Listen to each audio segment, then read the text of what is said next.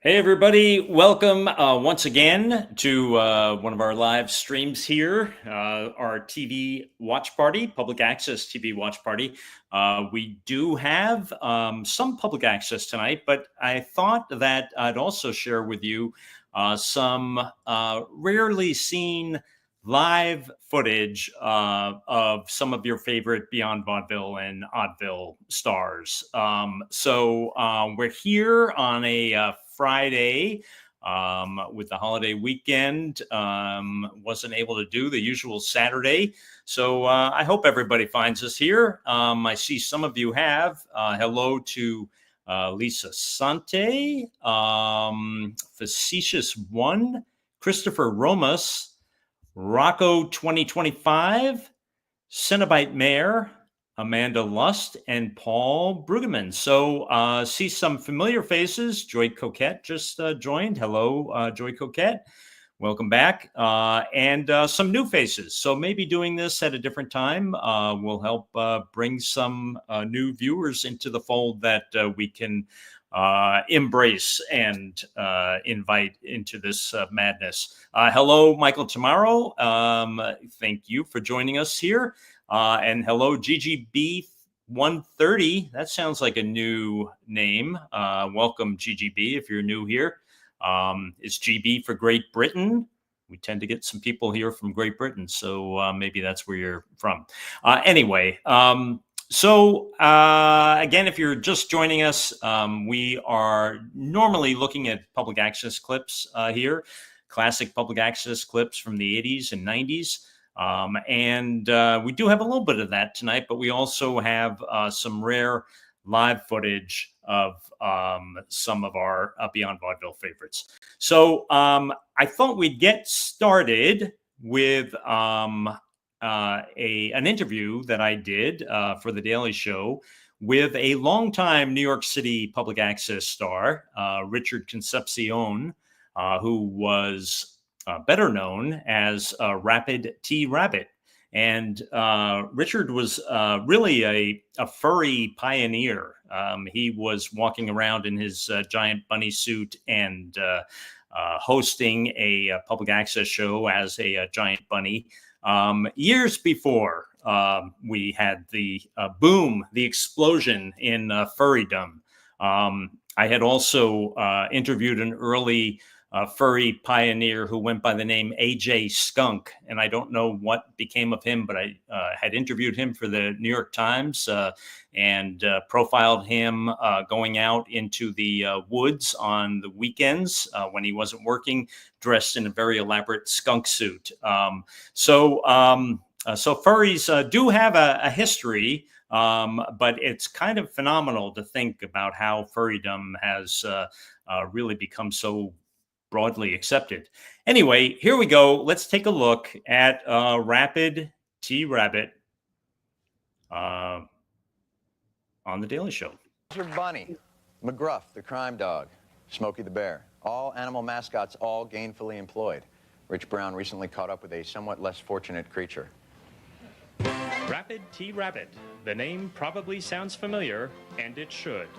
10 years ago, his public access TV show was the premier talking bunny program on local television. The Rapid T Rabbit, right here. I can't believe it. It's my life's work. It's what makes me unique among both my family and my friends. As with all 6-foot talking rabbit public access TV stars, there is a human inside, a human named Richard Concepcion. How does Rapid T Rabbit sound? Well, I kind of talk like this, and I try to be a punny bunny. Yeah, that's how I sound, yeah. What started as just a childhood fantasy would launch a legendary career. It all began for you with Sesame Street. Yes, I was a big fan of Sesame Street. I thought it was fascinating. How old were you? 3, 4, 5? No, later. 15. I wrote a fan letter to Big Bird at the age of 15, which he answered.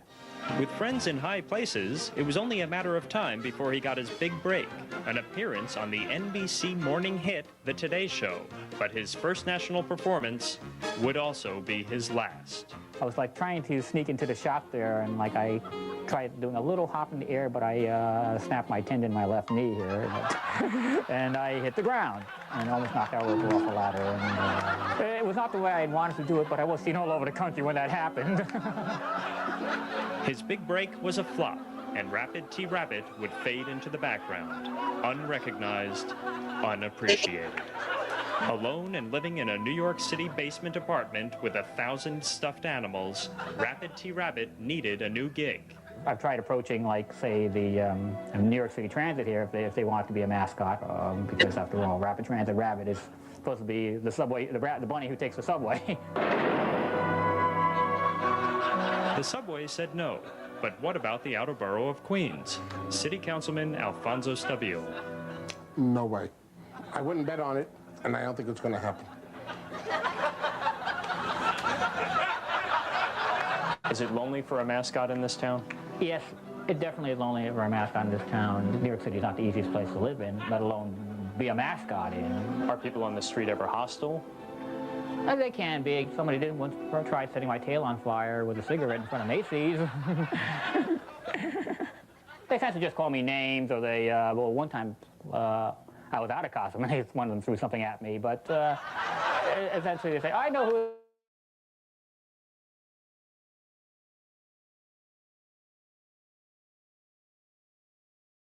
The guy. For The Daily Show, I'm Rich Brown. Thank you, Rich. Good luck, Rapid T. We'll be right back with Donnie Marie. Wow. Unfortunately, I don't have the Donnie Marie interview on there. But yes, that was the late Richard Concepcion.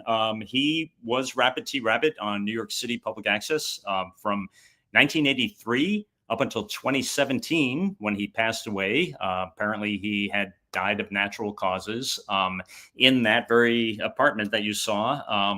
It was interesting when we went to shoot that and visited his apartment. The place really was packed with stuffed animals, and he was really into carousels. He had shelves and shelves of information on the history of carousels. And at one point, one of the producers came up and whispered to me, turn around and look at the that giant Bugs Bunny. And there was a giant Bugs Bunny on the bed with the other stuffed animals. And I didn't know what she was referring to. And then she said, look down. And there was a hole in Bugs Bunny, which, you know, maybe it was just it just happened to, you know, rip that way or whatever. But I just am pointing that out. So anyway, thank you everybody who is joining us here. Who else has joined us? The Happy Show, I like that name. Jacob Winkleman, hello. Adam Droid, hello. Neighbor Sue, hello. Heroin Mom is back. Hi, Heroin Mom. Question is coming up from Cenobite Mare. What animal would I be if I were a furry? Wow, Cenobite, I really haven't given a lot of thought to that. I kind of think it would be fun to be a squirrel, I guess. You know, when I watch them, you know, doing these amazing jumps from a tree branch to a rooftop to running along a wire. It's like, that seems like that'd be really awesome, you know, as long as you don't get crushed by a car, you know. Okay. Happy Show is pointing out that they also had a public access TV show in Evansville, Indiana. Wow, that would be interesting to see. Happy Show. I've never seen any public access shows from Indiana. I've seen mostly public access shows from New York and some other places, but not Indiana. Okay, so let's get into the heart of the matter here. I was doing a show at the UCB Theater back around 1999, doing weekly shows with some of your favorite Beyond Vaudeville stars. And there is one of the shows up on the YouTube channel at Beyond Vaudeville, but I also have clips to show you tonight of some of these many stars that appeared in those shows. So let's get rolling. One of a kind. I want you to please give a warm welcome to Mr. Bingo Gazingo.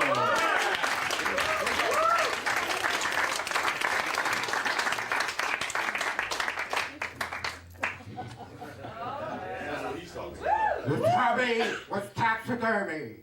Wormy, squirmy, taxidermy. Psycho! Psycho! He never entered into matrimony. He killed everybody at the ceremony. Psycho! Psycho! His name was Norman. He would look at the ceiling and he would sing with feeling. Way out on the sea is a rock with a sign saying, "Do you love me?" Psycho! Psycho! His name was Norman.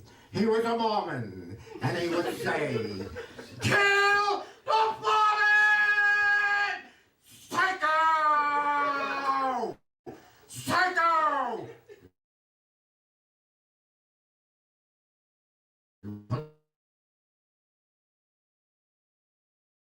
Down on the sea is a rock with a stool. Psycho! Psycho! 12 cabinets, 12 showers, 12 vacancies. Well, it's been 12 hours in the 12 showers in the 12 cabins with the 12 vacancies. I'm thinking insane asylum. Join in a circle. Life is a cycle. Everybody go. Psycho who waits and sees. Psycho waits and sees. Who gave me? Me! Psycho! Who's this man? And my wife's beheading? Psycho! Who's the surgeon that turned Michael Jackson into a white virgin? Psycho! Who put a crucifix on Jesus Christ? Psycho! Who drove a stake through Dracula's heart? Psycho! Who crawls in the night? Who calls in the night? Psycho calls in the night. Prognosis, psychosis, psychotic, diabolical psycho. Diagnosis, neurosis, psychotic, diabolical psycho. I was standing on the yellow line on a highway when a truck driven by Psycho came barreling down the yellow line on a highway. I pole-vaulted 50 feet high and Psycho crashed into a trailer tractor truck on that side of the yellow line and smashed into a UFO on this side of the yellow line. I'm going to bed. I'm getting dizzy. Psycho is dead. Or is he who waits and sees? Psycho waits and sees.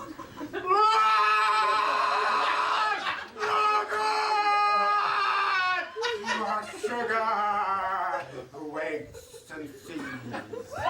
Psycho waits and sees. Who stole my tricycle? It's an icicle! Psycho! Psycho! Psycho! I love you. I tell you. All the way to Bellevue. Who waits and sees. Psycho! Waits and sees.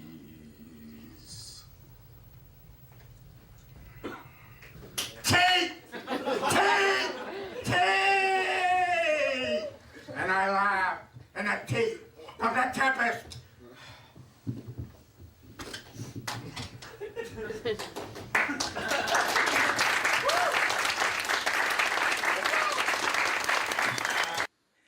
how amazing was Bingo Gazingo, right? I mean, he didn't have any lyrics in front of him. He would just be able to, recite all of this poetry by memory. He was a fixture in, these clubs downtown where there were much younger people performing, and Bingo Gazingo would show up, in his kind of ratty clothes with all his papers, and he would do his performances. I want to, by the way, thank Christopher Romas, who's been with us before, for participating in the super chat. Thank you, Christopher. If you're new to this live chat, any of the contributions that you make to the super chat go toward digitizing all this footage. So thank you, Christopher, for that. Someone had asked what became of Bingo Gazingo, and Derek Dean accurately pointed out that Bingo died on the way to a performance after being hit by a taxi, the last of his rough encounters. So yes, unfortunately, that's how Bingo met his end. But he did live a long life, and how awesome that he had this life in his retirement. Doing these amazing poems and having a fan base among the club goers at that time. So that's and there's going to be an interview now with Bingo, and then we have more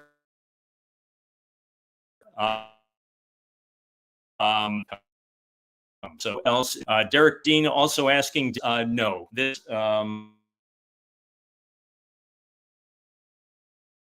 is just a place where I'm staying. I don't typically have tastefully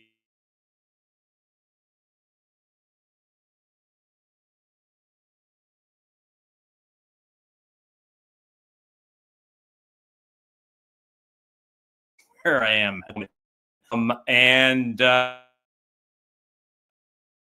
Join man, William Brown is back. Hello, William Brown. On Beyond Vaudeville, feel free to put your questions in chat, and we'll get William to answer them. And let's see, what else do we have here? I'm looking. Whatever happened to Bingo Gazingo? We just went over that.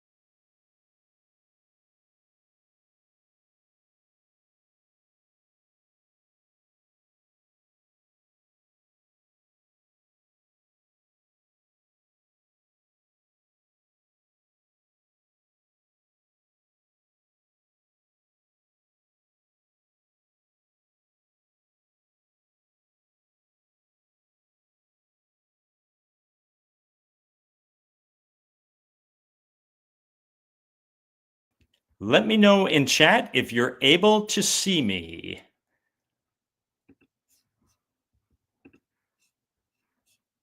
One of a kind. I want you to please give a warm welcome to Mr. Bingo Gazingo. Okay, here we are. I think we're back. I don't know why that went down. As I said,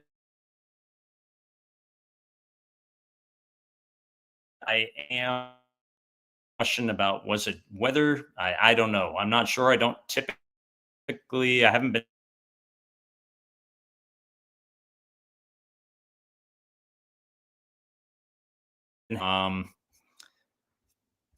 but yeah, you're all saying it's still choppy, huh? Sorry about this, everybody.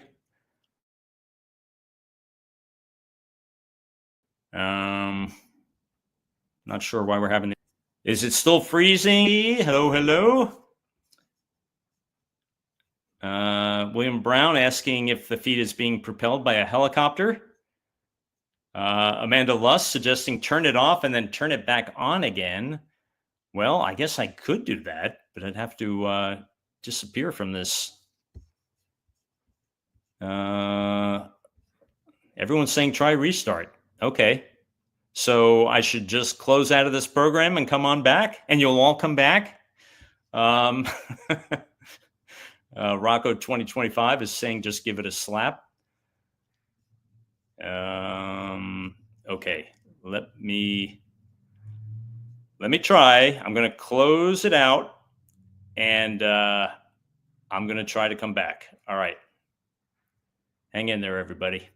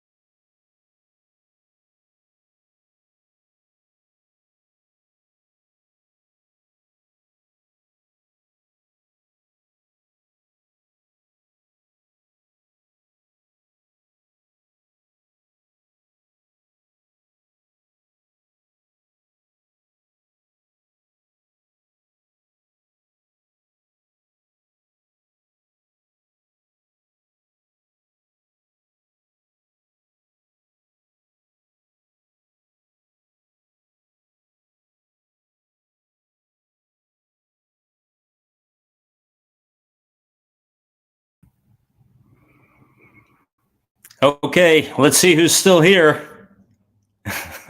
Okay, everyone's hearing me, seeing me?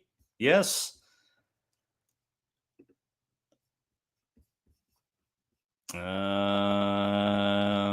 Okay, it looks like the chat stayed alive. Looks like we still have a number of you in here. Sheriff Brackett saying, seems okay now. Okay, Wow, this is going to be a really fun one to have up on the site. I might have to edit out that craziness. Okay. Anyway, sorry about that. I was having some technical difficulties. I'm traveling and I'm in unfamiliar territory here, so I don't know if there was something going on with the internet. Hopefully that won't happen again. Let's see. Now I've got to get the talk amongst yourselves as I get the video back up. Really one of a kind. Okay. I want you to please give a warm Because we saw Bingo performing. Let's get up to where we were. By the way, if you're just joining this chaos, you are watching our public access TV watch party, and we are looking tonight at some classic Beyond Vaudeville stars who appeared at some shows I was doing at the UCB Theater in New York back in 1999. This is the late Bingo Gazingo. If you're joining late, you missed his wonderful live rendition of Psycho, an original poem of his. Okay, here we go. An interview with Bingo Gazingo. I love you so fucking much. I can't shit. I can't get it in. And I can't get it out. Whoa! Yes. No. I can't go. I sit. But I can't shit.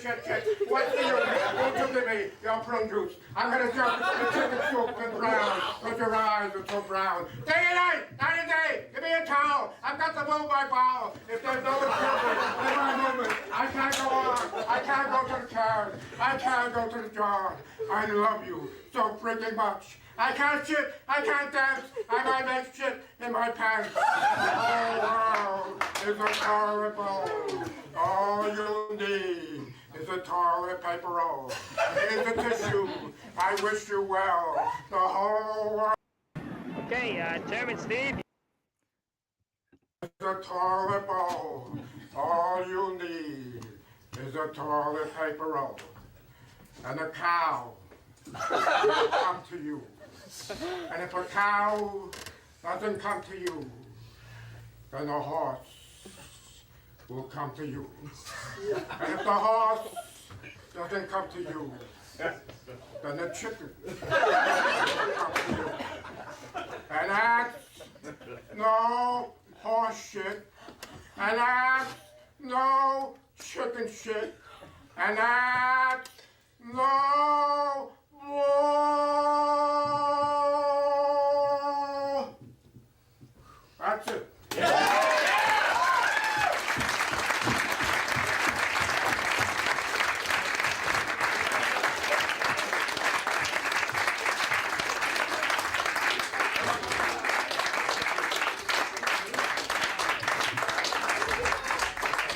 Bingo Gazingo. Wow.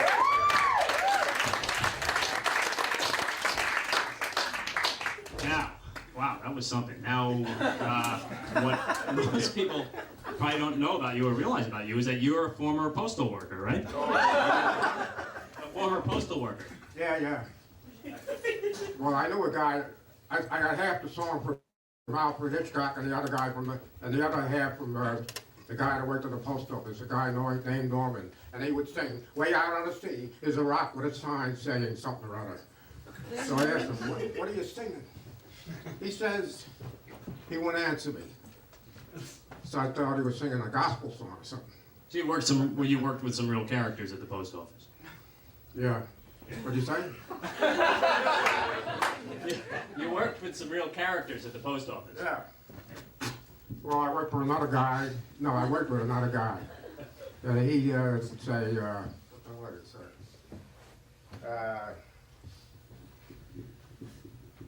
If I think long enough, I'll figure it out.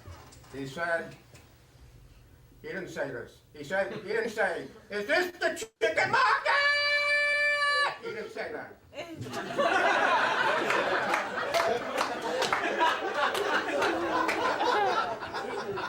And I remember it. So, you remember now or no? Almost. Okay. Any questions for Mr. Bingo Gazingo? Oh, come on, there's got to be a question. Here we go. Yes, sir. Are these songs that are written out beforehand and memorized, or are they extemporaneous? You just come up with these on the spot, or you write these? What, are you kidding? No, I'm not putting anything on the spot. It's all written. Of course. The ideas come once in a while, so I figure out the angle, and then I got it. Now, how much time do you spend writing? What else do you do when you're not writing your poetry? Nothing. Watch old movies. TNT. No, I mean Turner movie classic movies. What's your favorite old-time movie? All time? Well, old time. Well, there was a movie called Carol Lombard and True Lies or True Romance. I don't know. Something true. It was from a French boss. Anyone remember that one? No? Yeah, I think he's talking about True Lies. True Lies. Which was The Arnold Schwarzenegger movie?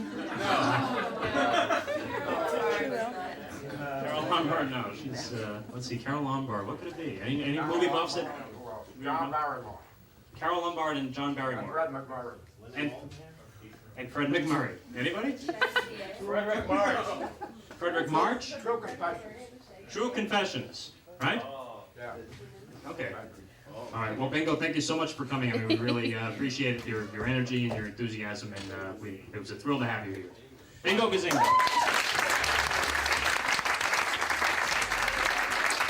Please welcome the legendary professional nose whistler, Mr. Jim Grosso.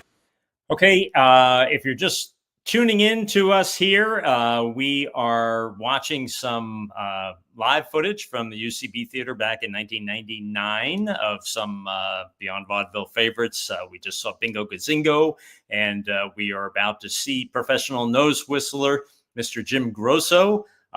We were briefly down earlier, and I see in the chat, I'm just scrolling through, Adam Droid said, I prefer Michael Kaufman to Frank Hope as a presenter. Shush. I heard that, Adam Droid. I heard it. Okay, here we go. Let's go now to Jim Grosso, professional nose whistler.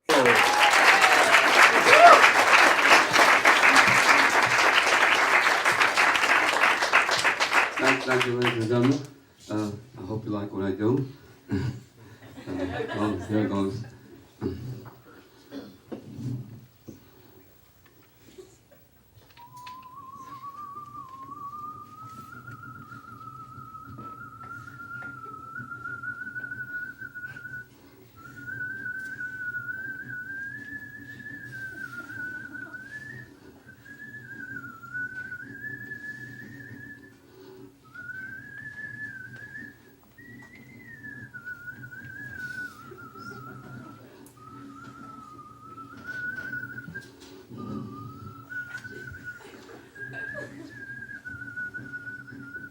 Well,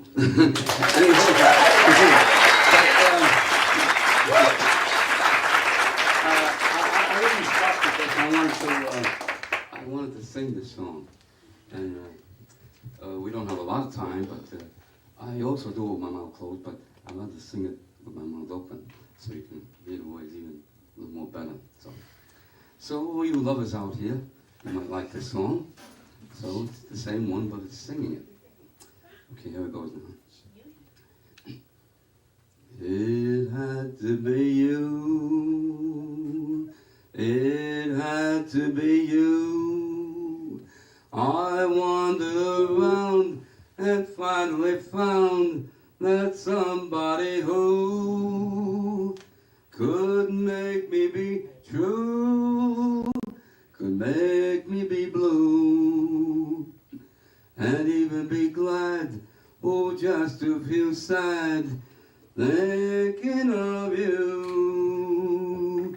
Some others I've seen might never be mean, might never be cross, or try to be boss, but they wouldn't do, for nobody else gave me a thrill.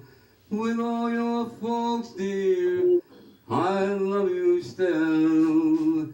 It had to be you, wonderful you. It had to be you. Jim Grosso, was our professional nose whistler, but he always wanted to sing as well, even though people really just wanted to, see him whistle through his nose. By the way, we did a live show, and in which Stryker, Beyond Vaudeville regular Stryker, really got upset because his ex-wife was there. And if you know anything about Stryker, he was always trying to reunite with his ex.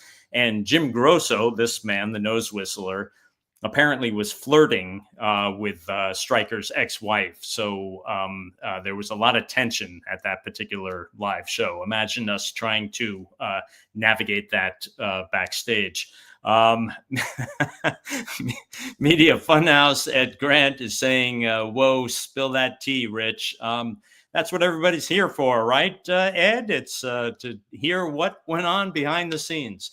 Let's watch some more of, and by the way, I want to thank Christopher Romas for participating in the super chat. Thank you, Christopher. That helps go toward digitizing of all this classic footage. And I forgot to plug earlier too, the Etsy shop at Beyond Vaudeville shop at Etsy, where you can get t-shirts and other stuff.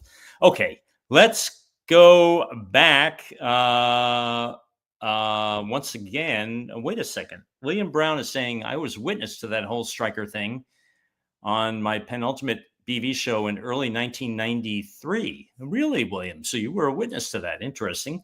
Paul Brueggemann contributed to the super chat. Thank you, Paul, saying that the nose whistler did it. Well, Paul, now you'll get to hear Mr. Grosso speak.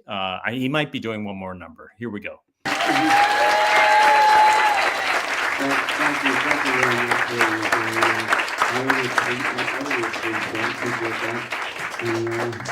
Grosso, ladies and gentlemen. I hope you enjoyed it. Thank you very much. That was great, Mr. Grosso. So you're kind of expanding your act now. When I first met you, you were just doing nose whistling. Well, I'm picking up a little bit. I talk with my mouth closed. I sing with my mouth closed. I whistle with my mouth closed. I sing. I start off with whistling, as you know. I shouldn't ask this, but do you sing through any other orifices in your body, or? No. I was being naughty. I'm sorry. So now you actually work at the post office. Yes, it's not far from here. Right. 30th Street, 9th Avenue. Right. Okay. And you actually worked one night with David Berkowitz, right? Some said. Time way back. That's the truth. A long time when he was doing these murders. Wow. So what was it like working with him? How did he behave? By the way, I'm asking him about the night that he spent working with David Berkowitz, who was Son of Sam. I don't know how many of you are familiar with the story of Son of Sam, but he was a legendary serial killer in New York City in the late 1970s. And it was just, the tabloids just went crazy with this guy. And apparently he was working at the post office with Jim Grosso. Jim Grosso worked in the main post office in Manhattan, and let's hear more of his story.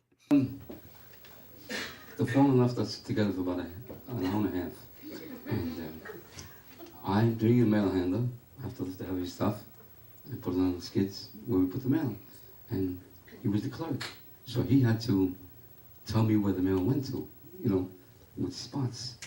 So I asked him, I picked up a bag and I said to him, "This is Connecticut." I said, "Where does this go?" So he looked at me and he smiled at me. Didn't say nothing. So I wondered, is there something wrong here? So I picked up another bag and I said, "Where does Tennessee go?" He looked at me. I showed him the labels. He just looked at me and smiled. I said, "It's not going to work." I tried one more time. I said, "Look, fella, I'll try one more time." I did it again. I tried. "Where does Pennsylvania go?" I showed him. No. He didn't answer me. Just smiled. I said, "Listen, you, I'll hit you with a bag in the head if you don't talk to me, because I can't stay here all night like this, talking to myself." And he didn't say nothing. I did it. I picked up another bag. Asked him where this one went to. Mississippi. I said, where's this go? He goes, I looked. I went there, I put the bag down, picked up another one. Where's New Jersey go? After that, I never saw him more. So I went back to work that Monday, and the lady clerk, she was there with us, and she said, Jim, do you know this fellow here? Look at the paper. He said, looks familiar. Where did you see him before? So maybe on the subway or on the street. I know I saw his face. I'll never forget his face. So he said, you sure? She said, you sure? I said, yeah, I don't know. That's the guy you wanted to hit Saturday night. He's up, he was killing all these women. Wow. Yeah. But he looked at me like, you know, he could have taken me out in a second. But he just was wondering, how come this guy is so arrogant that doesn't he know who I am? Then he must have thought, maybe I don't know who he is. You know, so that ended up. Wow, that's quite a story. By the way, if you aren't familiar with the story of Son of Sam, I've recently read two really fun books. One is a new biography on Jimmy Breslin, who was one of our Beyond Vaudeville guests, and Jimmy Breslin was covering the Son of Sam case very closely. David Berkowitz, who called himself Son of Sam, wrote a letter to Jimmy Breslin. And anyway, that's all chronicled in the book. There's also another great book out now, An Oral History on the New York Post, which goes over all these tabloid stories from that time. Someone had asked earlier in the chat if I had a favorite Tiny Tim song. I'd say my favorite Tiny Tim album is Girl, an album that he did later in his life with Brave Combo, and that one I just really enjoyed. I mean, the earlier albums were fun, but I recommend that Brave Combo CD that he did, or album, or whatever we call it.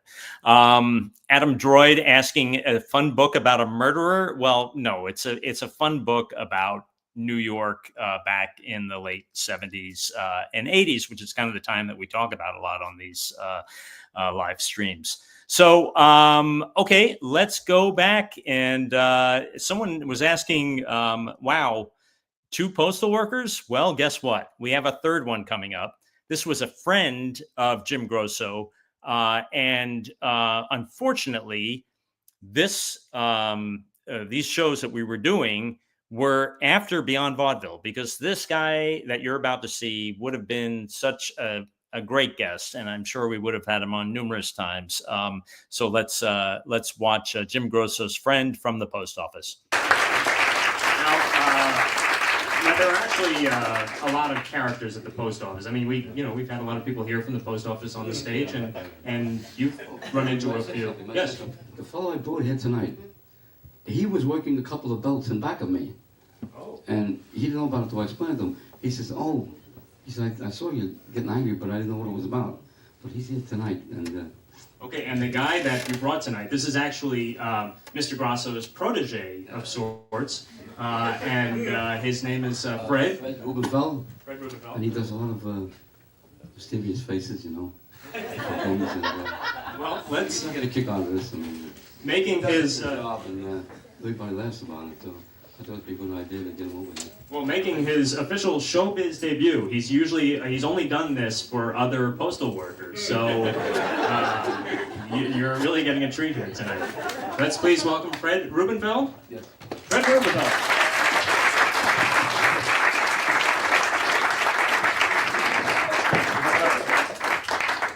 Okay, Fred, so show us your stuff. First, my eyes. Not my smile. Not my bicep.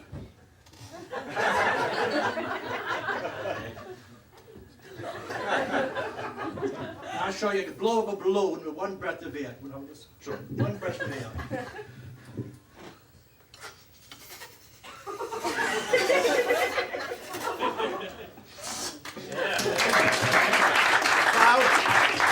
I can cover my whole mouth. Yeah. I can cover my whole mouth with my hand behind my neck. See? Most people do this. I do this. Now I'll give you the song, a takeoff from Home on the Range. It's very short. Home, home on the gas range, where the deers and the antelopes play with each other, where seldom is heard a clean word. And last but not least, the Monster Mash. It was a smash of the Graveyard Dash. The Monster Mash. Thank you.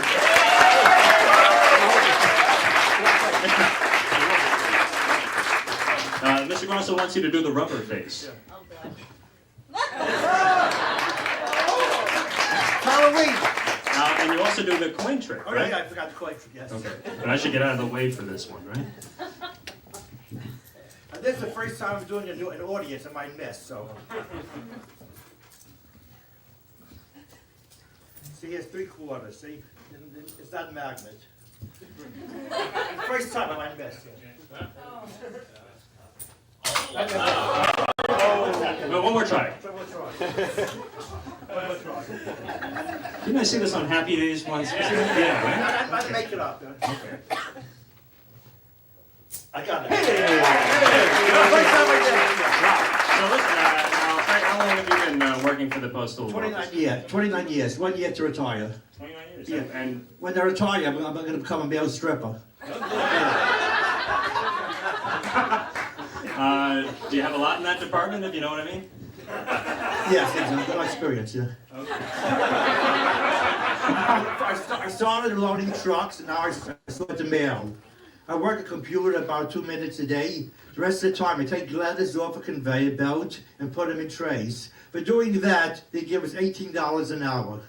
Not bad. All right. Please, a great hand for Fred, Jim Grosso. Thank you so much, guys. Yeah, stick around. So that was Fred Rubenfeld, who never appeared on a Beyond Vaudeville show or an Oddville show. That's a very special, rare treat that you got to see there. I thought he was a great talent. Someone had asked if I had tried to book Fred Rubenfeld on Jimmy Kimmel Live, and actually I did. I had reached out to him, tracked him down, and had him, record a tape of himself that I could show around to everybody and try to get him on. It took him a really long time to get a tape together. By the time the tape came in, it really was poorly shot. It didn't really show him well.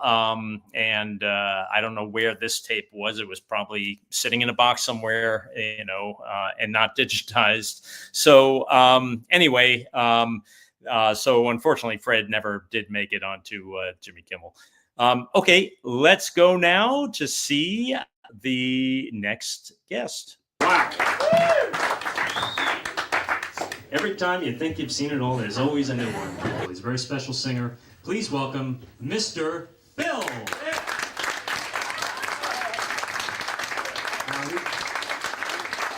How's everybody out there tonight? Okay, I'm going to first do a Buddy Holly song. Hit it.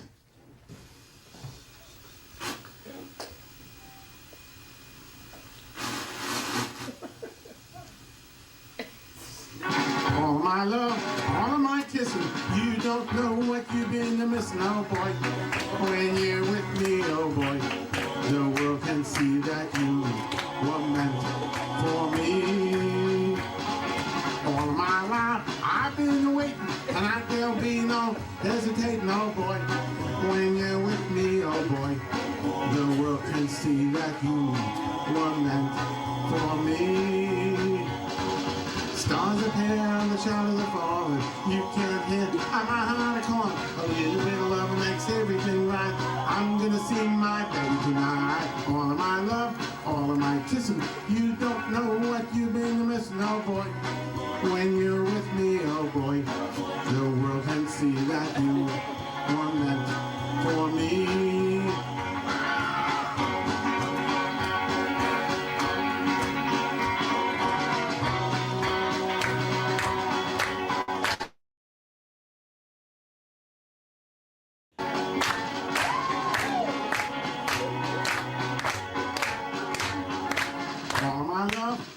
kissing. You don't know what you've been missing, oh boy.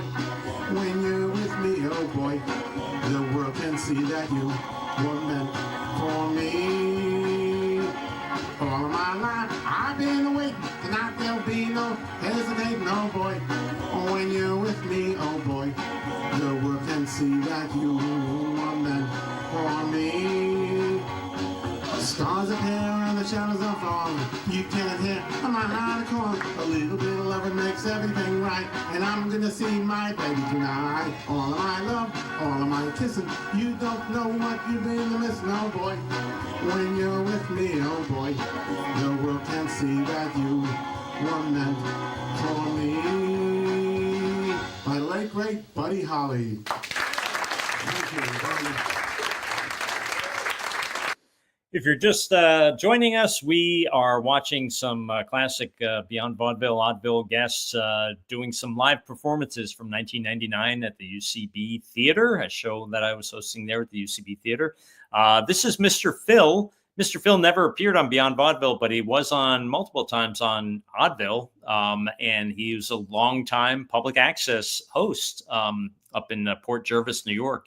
I think we watched one of his clips a while back.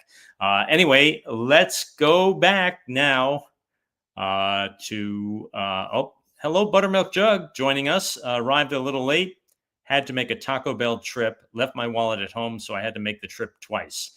Okay, Buttermilk. Well, I'm glad you now have your Taco Bell and you can sit and enjoy Mr. Phil. Let's go back. In my show business career, I wear two hats. I have a show on Access Cable TV upstate New York called the Mr. Phil Show, where I sing, perform, bring on other singers and performers, and I'm mainly a singer on that one. Then I'm also known as a Jerry Lewis lookalike, and I've done quite a few Jerry Lewis performances, and I've done things for the Muscular Dystrophy Association, and people all my life have been calling me Jerry Lewis, even before I got into show business. So the next song I'm going to do is one of my Jerry Lewis songs that he does on his telethon, You'll Never Walk Alone. Thank you.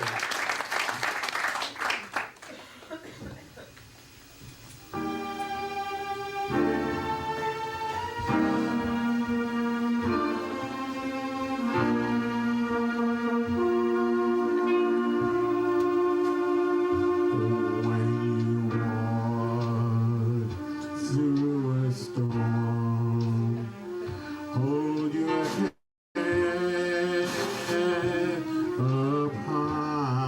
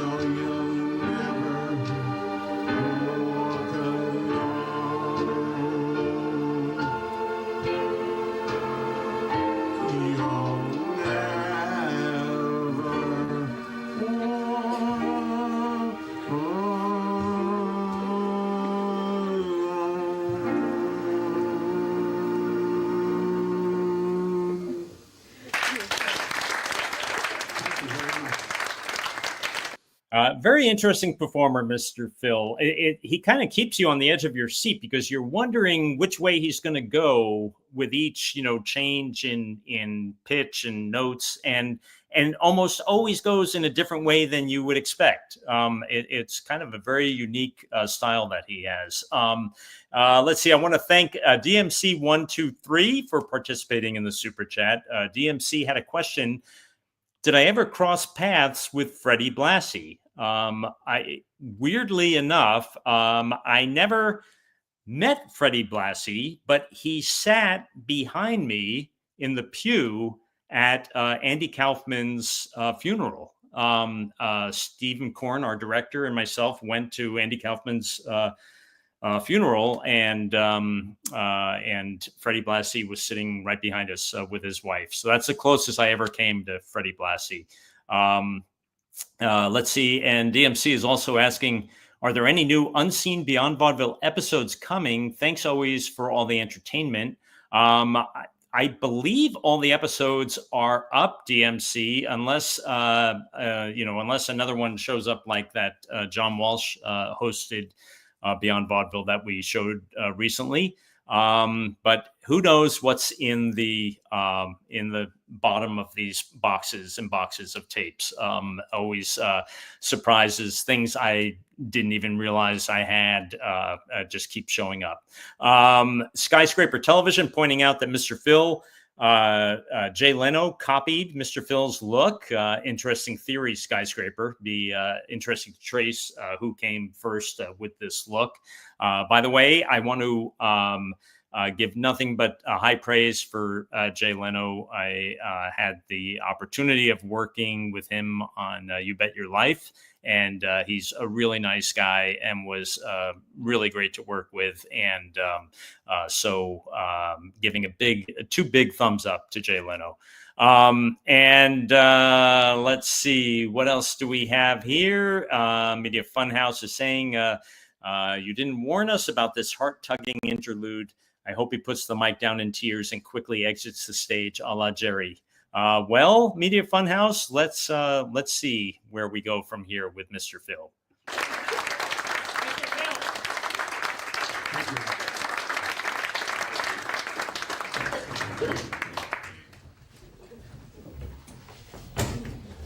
Okay, so that was, now usually when Jerry Lewis does that song at the telethon, he usually breaks up, starts crying. Does that ever happen to you when you sing that? No. Never. You've never broken up while singing a song? Not that one. Okay. Which one?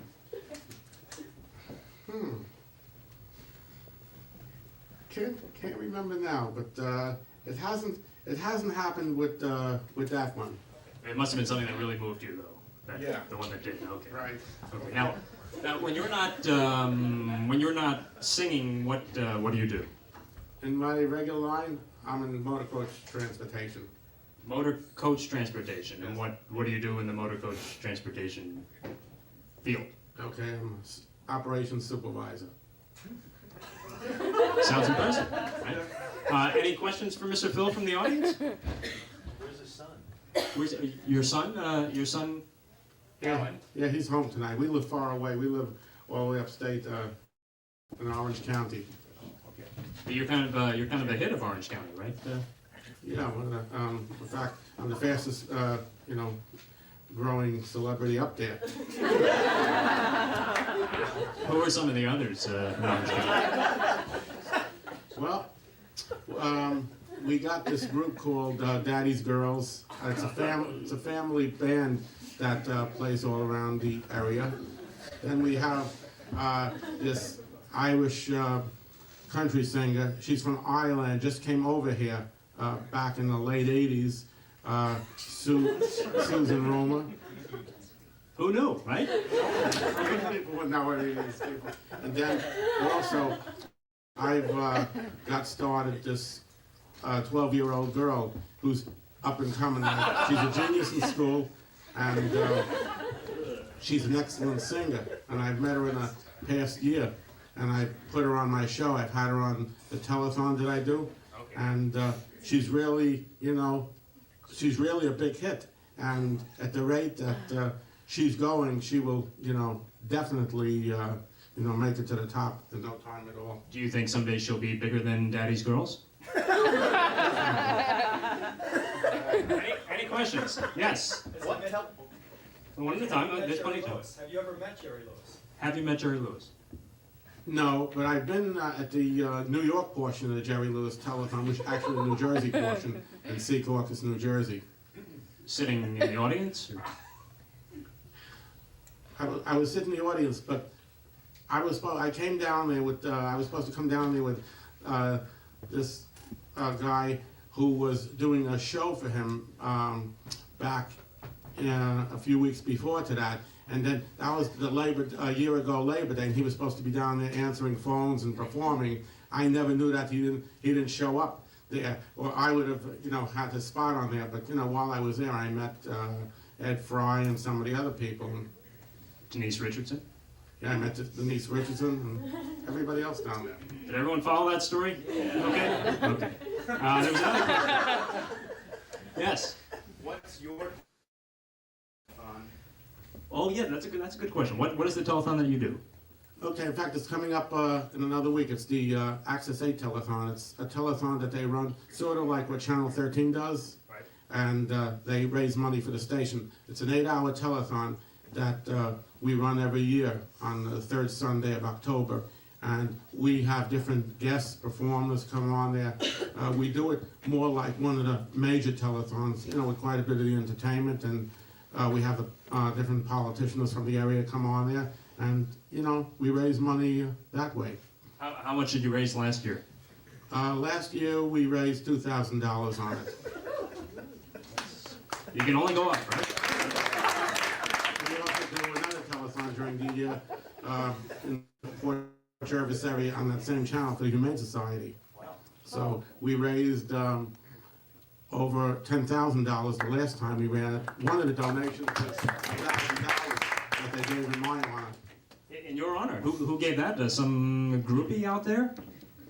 It was a doctor who gave it. Yes. All right. Well, maybe one more question for Mr. Phil? Yes, sir. Who are your favorite singers? Favorite singers? Any influences? Neil Diamond. Yeah, he's one of my favorite singers. John Denver was. Billy Joel. And I liked all the oldie groups. Okay.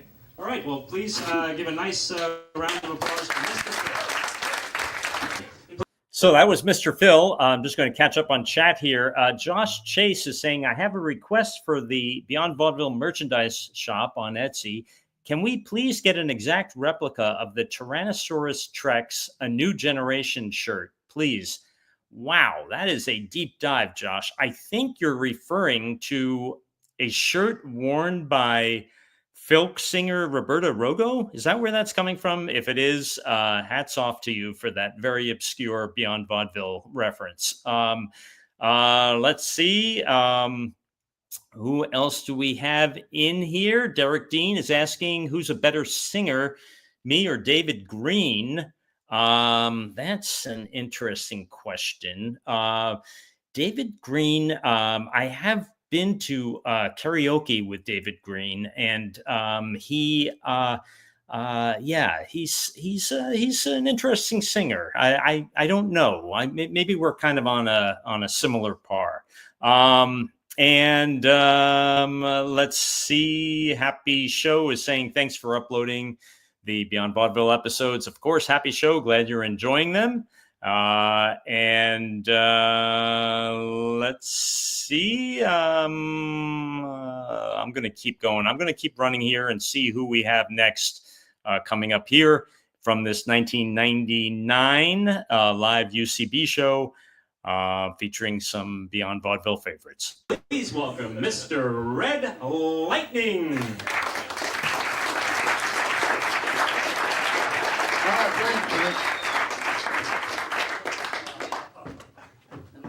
Am I stepping off the stage? Oh boy. Oh good heavens, I just realized we're being filmed. All right, Mr. DeMille, I'm ready for my close-up. Okay, now, all kidding aside, I'm going to dedicate this number to all 27 of my girlfriends and my 6 female roommates. Okay, Professor, hit it.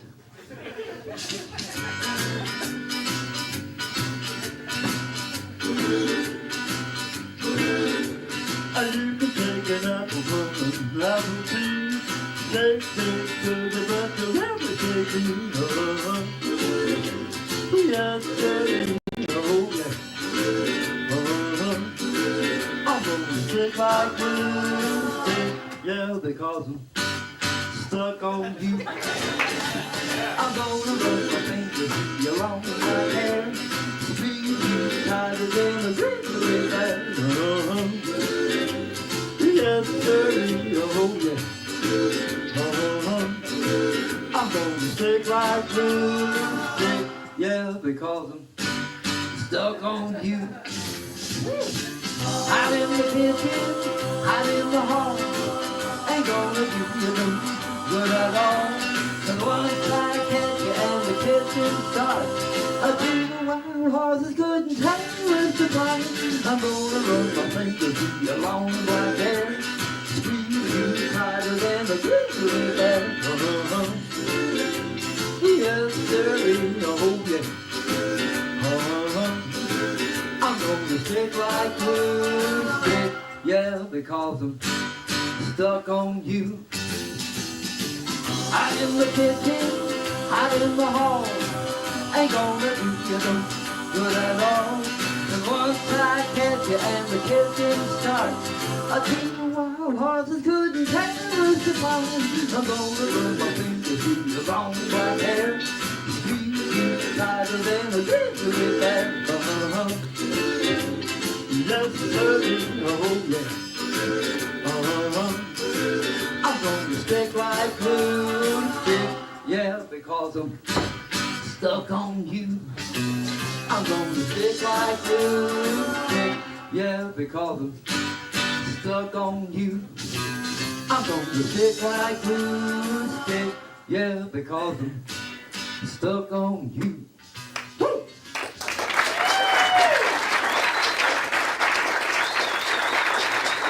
Thank you very much. Oh, Lordy, how I wish I could multiply you by 1,000,000. Whew, what a bank account that would be. All righty, now. Going from the ridiculous to the divine. Okay, Professor, once again, do your thing.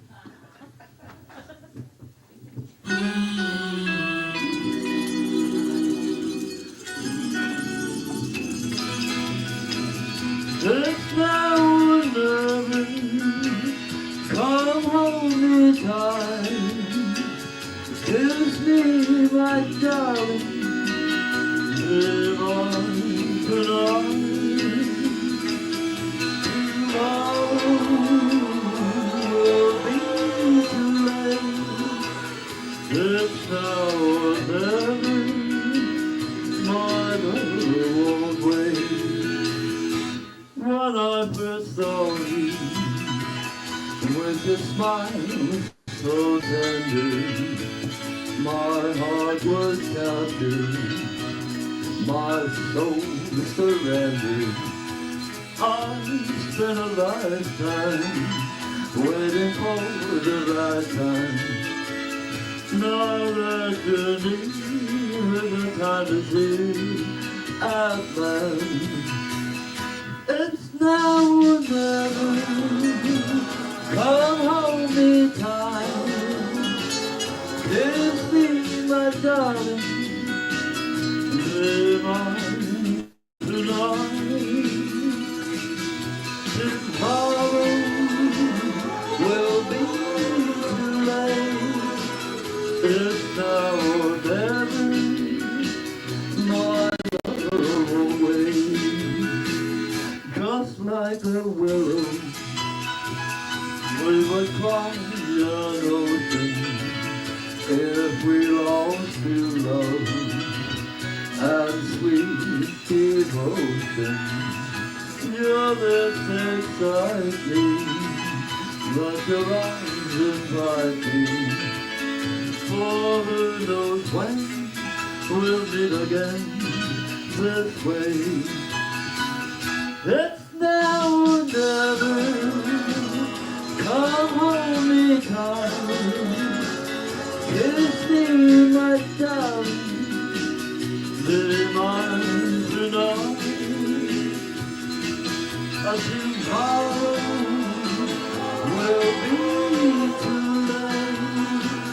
It's now or never, my love away. It's now or never, my love away. It's now or never, my love away. It's now or never, my love away. Dun, dun, dun. Yeah, the great Red Lightning. Dennis Devine pointing out in chat, Red really did have a stage presence. He owned the moment 100%. I agree with you, Dennis. If any of you are kind of new to Beyond Vaudeville and you haven't seen Red's performances and interviews on some of the Beyond Vaudeville shows, I urge you to check them out because Red was always an entertaining performer and raconteur. And I hope that if you haven't yet seen, there's one episode with Shirley Jones where he sang that song, Now or Never. And other appearances on Beyond Vaudeville. So check those out sometime if you haven't already. Okay, let's. I want to thank in the super chat, Heroin Mom saying, "Let's get this all digitized so it may live on forever." Thank you, Heroin Mom, for participating in the super chat, along with DMC123. Paul Brueggemann and Christopher Romas. Thank you all. Let's see. The Happy Show is saying Red Lightning looked like a superhero in that outfit, befitting of his stage name. Yes, absolutely. And Josh Chase is saying, currently freezing my butt off on the north slope of Alaska. Catching this live is exactly what I needed today. Absolutely made his day. Thanks so much. Wow, Josh. Hello, way up there in Alaska. That's awesome that you're watching up there. I don't know what you're doing up there, but thanks for tuning in. So let's go back now and watch some more of the late, great Red Lightning. Hey,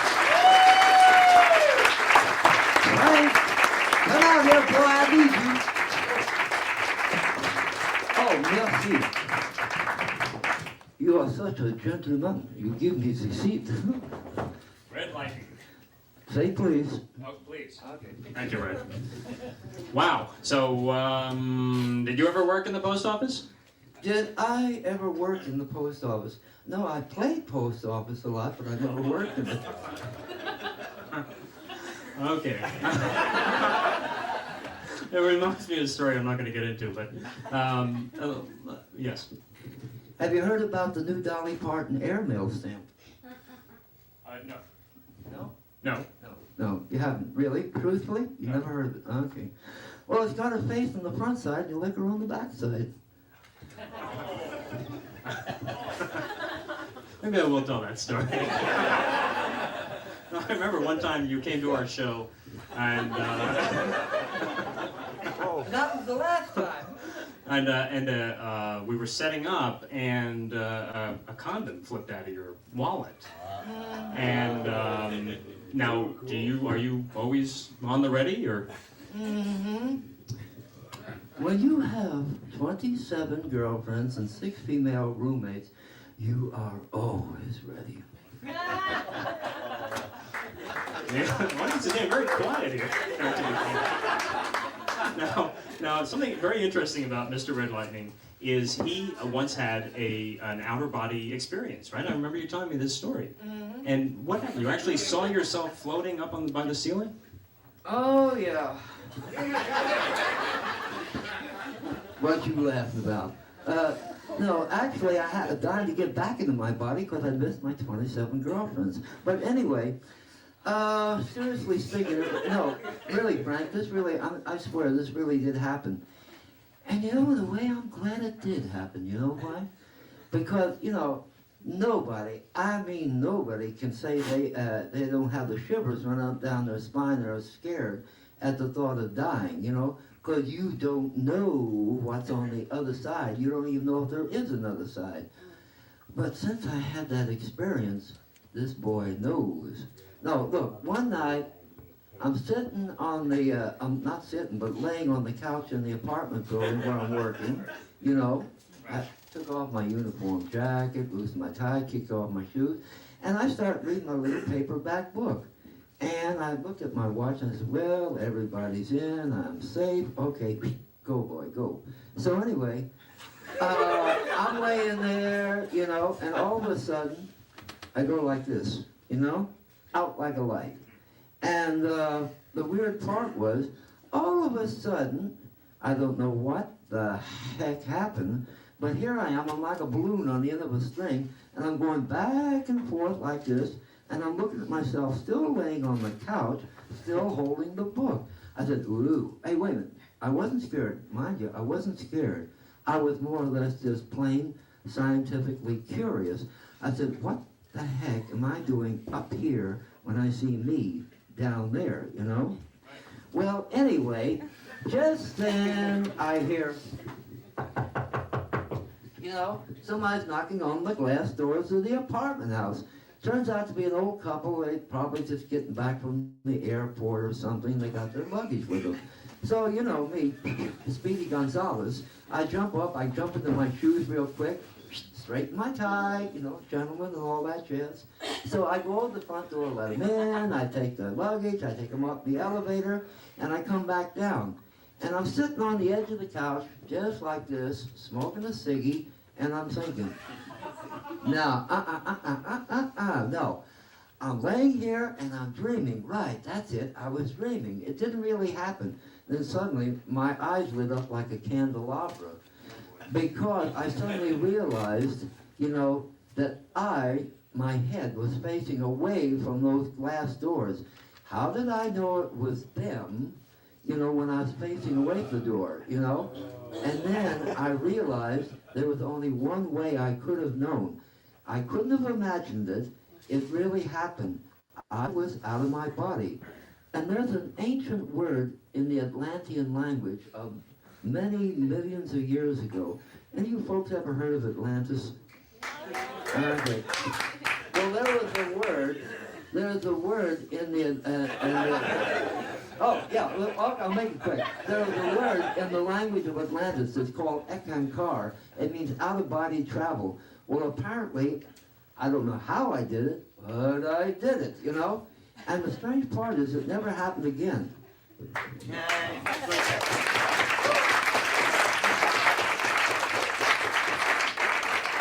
have a question for Red Lightning. One quick question. Make it clean. Outer body experiences, rockabilly. Yes, there's a question there. What do you do when you're not singing What do you do when you're not singing? for a living?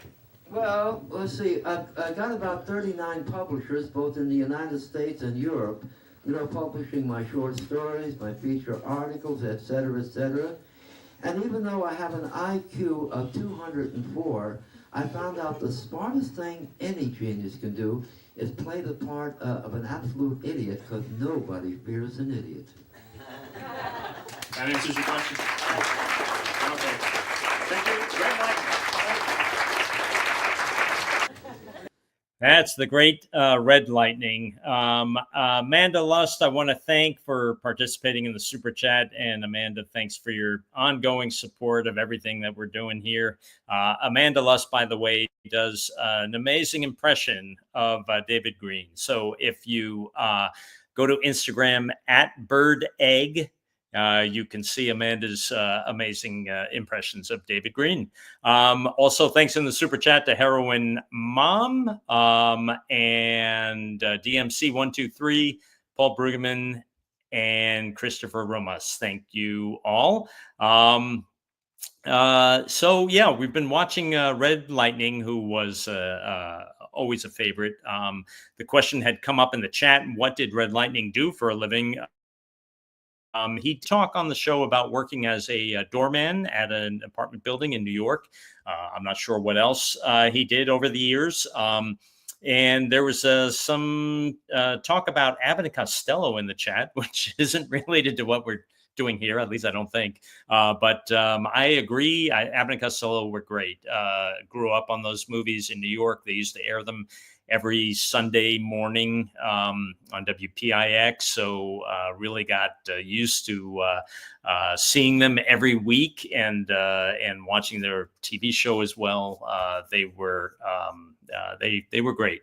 Okay, let's go back now and see our next guest, who was also a Beyond Vaudeville favorite. And let's please welcome to the stage, funny man, Connie Wallace.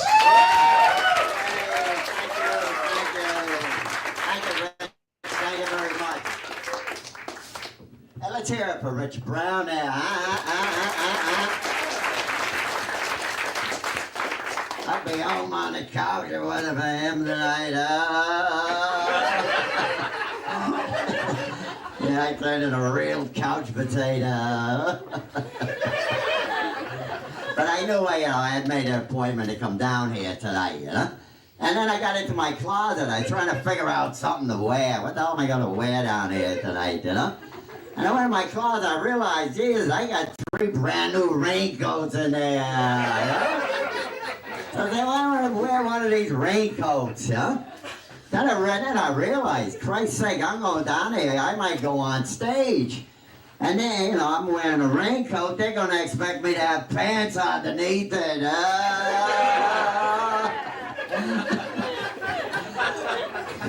Hey, I was a sorry cat there. I passed about 5 or 6 bus stops on the way over here.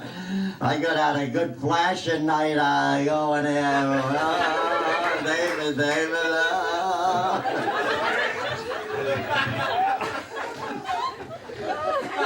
I had to give a nice evening gown to my closet, David, too, there, you know? You'd look good in the blue one.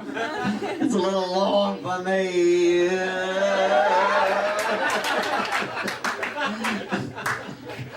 But I don't know why I'm in a mood anyhow. I had a terrible, you know, I was like a little depressed there, you know?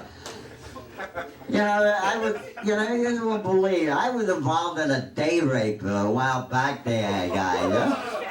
It started to haunt me, like, I get guilty conscience and everything else, you know, about the goddamn thing, you know? And you probably won't believe this. My wife doesn't even believe it, yeah? 3 girls grabbed me one night. Would you believe that, guy? They grabbed me, the 3 women there, huh? Right?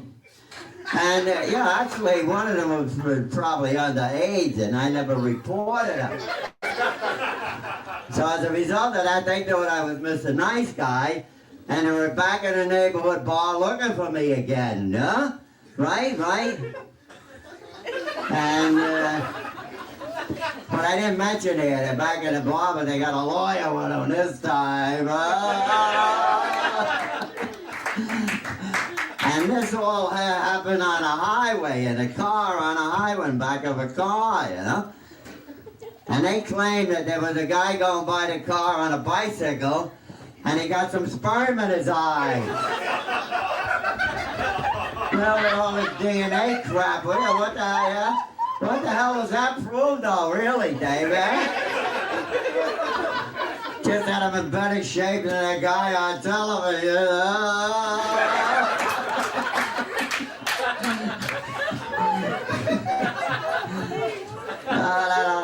Listen, my wife doesn't buy that story too much.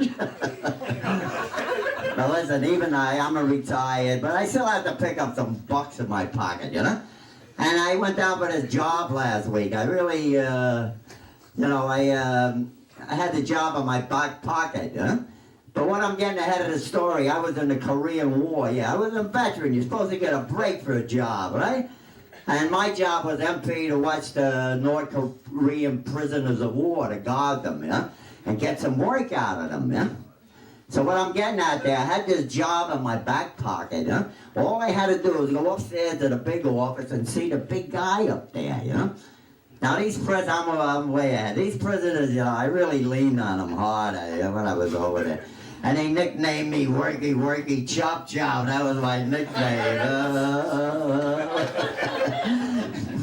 So I got in this big guy's office. As soon as I got in the door, there was an old Korean guy behind the desk. Holy Christ.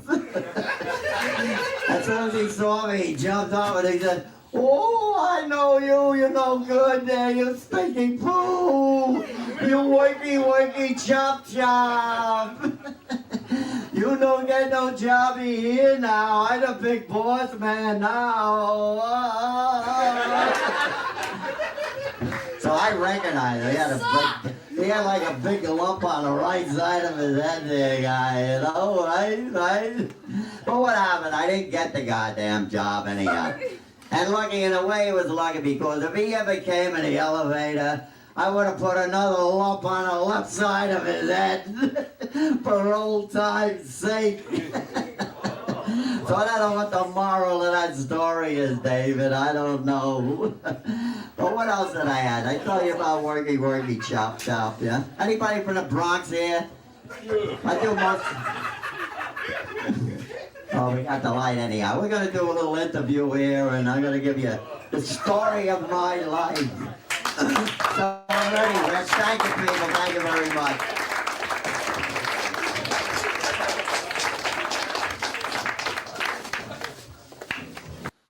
Yeah, there's some mention in the chat here about the heckler.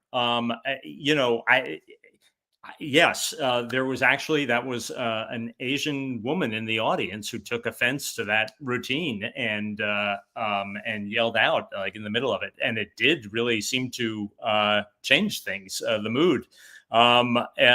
Media Funhouse was actually at this show. If you have any recollection, oh, there we go. It's right there in the chat. Media Funhouse was there, and the room did get very quiet. All right. But let's go to the interview. Here we go. Oh, I just want to see if there was any. Oh, Josh Chase was saying, I can't remember his name, but my favorite comedian you ever had on the show was the guy who gave Joey the monkey a banana to park his car and brought the giant Frosted Flakes box. He was great. That was Dave West, Josh, the late Dave West. Dave West was a very large man, and met him at a comic book convention, and he was on a few of our episodes of Beyond Vaudeville, and unfortunately died very young. He, I think his heart just gave out. There would be times when I would be calling him to book him and catch up, and he would fall asleep on the phone. So it was just too much for him, that wait. Anyway, let's continue now with the interview with Neil Connie Wallace. It's been a long time since I've heard a good date rape joke.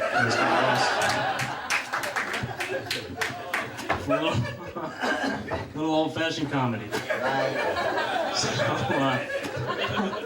This is the reason I got into comedy, bro. I was Mr. Big Apple. I was the Big Apple balloon man, yeah? And I worked for the Convention and Visitors Bureau. Try to make promotions and all that, build up the visitors and everything else like that. And I had a balloon, an apple-shaped balloon. I actually had a patent on it, yeah? And I had given New York City its own patented apple-shaped balloon, yeah? And I didn't expect a parade or anything else like that, you know? But they actually almost threw rocks at me and my balloon and everything else, you know? So what I should have done is taken a jersey and made the big tomato out of it. That would have showed him. Yeah. I think I would have been better off today.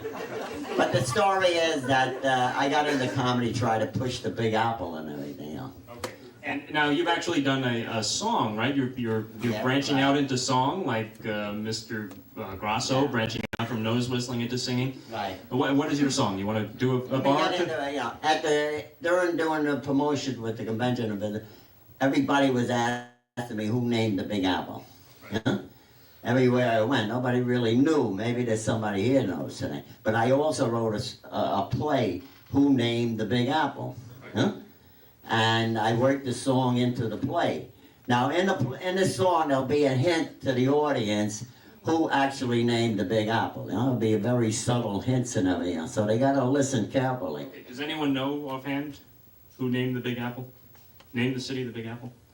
Okay, good. So you have to listen carefully and you'll get the clue here. Okay, so this is going to, so you can do a bar of your song here?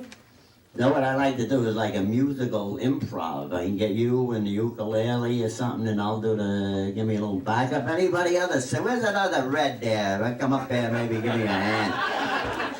Come on up, Fred. I got a couple of notes here. Let me get together on this. You get your uke, and I'll get my notes and give it to them, and see what we can do. But I want to announce this is the first time the song has ever been produced in any venue at all. And there's never been a song written about the Big Apple. I'm the only one that ever wrote a song about the Big Apple. Okay, so... I want that credit. Fred, come on up. We are at the Connie Wallace show, and he's going to... what do we have to do exactly, Mr. Wallace? You want Red to do what? And sing the chorus for me, yeah. Oh, okay. Do you know the chorus, Red? What the heck am I supposed to be singing? Get over here. How the hell did you wind up with the mic in right place? You're just lucky. Give it back there. Okay, I'll give it back. Anyone else want to join in? There's plenty of room up here. How about a woman? Is there any young woman that sings out there? Any women who sing and like date rape jokes? Want to come up?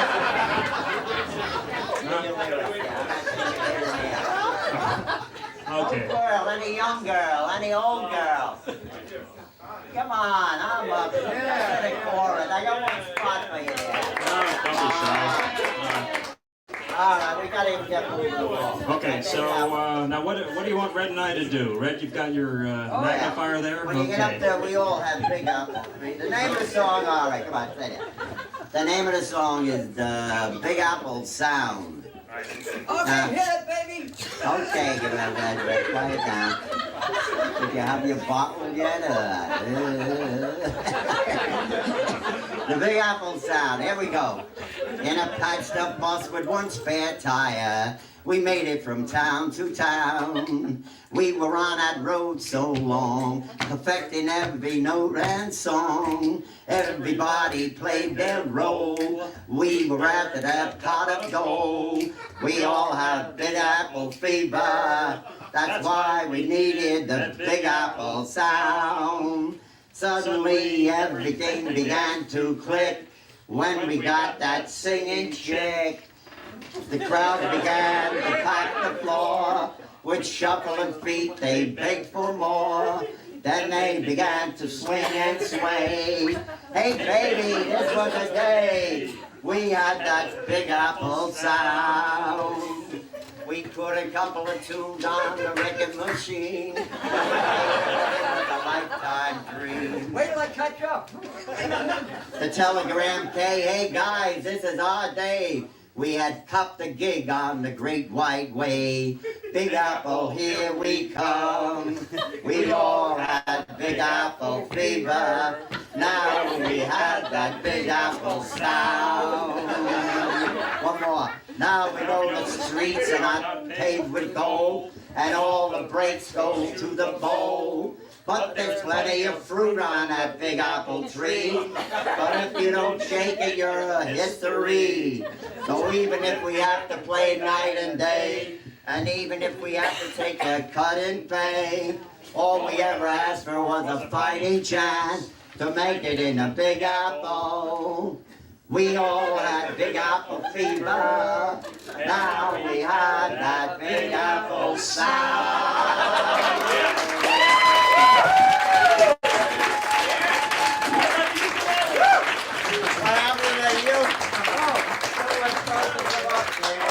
This is live. It's not Memorex.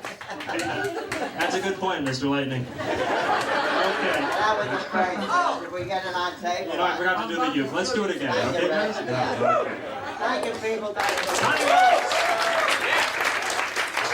Well, that's all we have time for tonight, folks. And what's that? Who named the Big Apple? No, wait, don't say it. Why did you buy the plate? No, it was the musicians in the 20s and 30s, huh? Why don't you buy the play, you said? Well, it's in the plate. Oh. Who named the Big Apple? All right. So if he wants to buy that, you'll sell it? You got $2 on them? Or? Seems like How was that? That was musicians. When my father was a kid, it was a dance, not the name for a city. Yeah, there was only one dance, the Big Apple. I had no lyrics. You guys are really confusing me here. What did you say, Red? When your father was little, the Big Apple was a desk? You can tell me from there. That's all right. I said, when my... Stop shoving that thing in my face. No, I said, when my father was a kid, the Big Apple was a dance during the 1920s. Yeah, it's not the name for a city. It's the 40s. Okay, why don't you guys have a seat over there? And I guess I'd just like to close with these parting words of advice from the late, great Irving Caesar.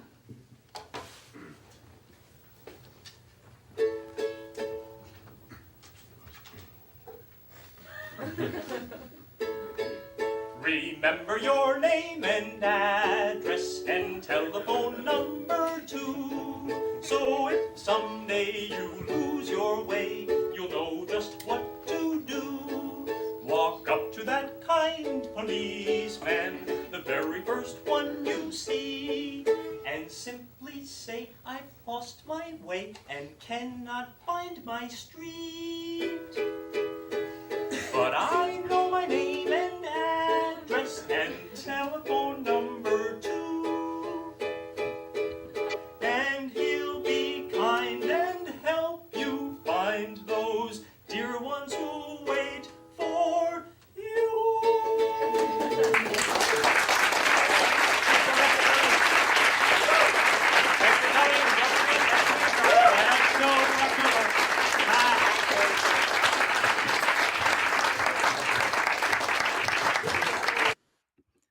Well, it seemed only fair that I share my song since everyone else was singing as well. So, yeah, that was from some shows in 1999 at the UCB Theater with some Beyond Vaudeville favorites. I'm so happy that I found this footage and was able to see it again, and I'm hoping that you all enjoyed that, at least some of it, and weren't too offended by Neil Connie Wallace.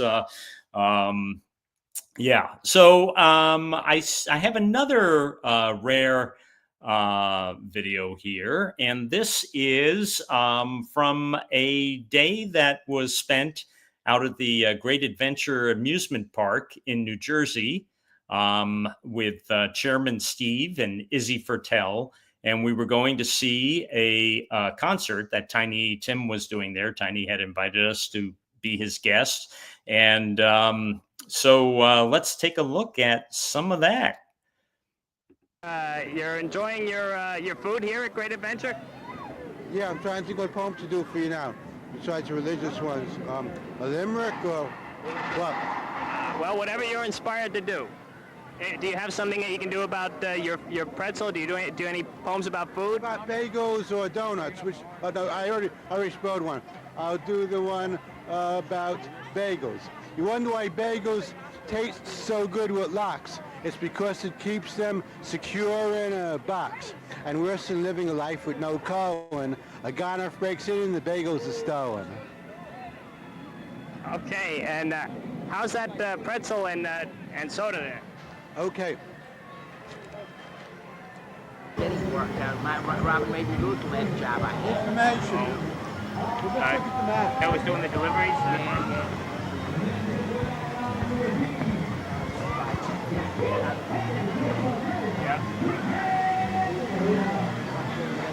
Yeah. Okay, we're trying to find out where Tiny is, and Chairman Steve's going to look on the map and figure out 20 minutes to 6. Can you figure this out? Chairman Steve? Where's the... Well, there are a couple of theaters. I don't know which one. This place is very confusing. It's too big. It's large. It's a huge place. Where's the key to this? Well, this is where we are now, and these are the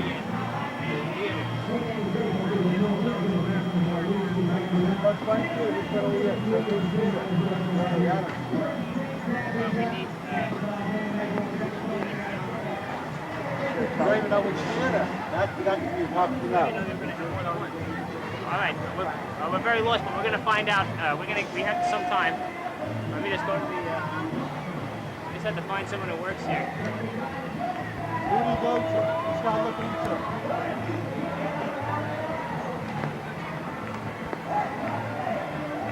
Boom ride. And you guys have to talk up because I don't know if they can hear you. But would you go on this carriage, Steve? I should do a poem. A poem? Silly one. I don't know how good this one is. Okay. Please listen with care to my song about when my alarm clock was wrong. Less than an hour on which to take a shower. That's why I'm here smelling strong. Oh, and now we're here at the amusement park, but we really don't like the rides that much. Chairman Steve said he likes the rides, but he ate too fast before, and now he got a little bit of a stomach ache, right? You got a little bit of stomach ache from your food?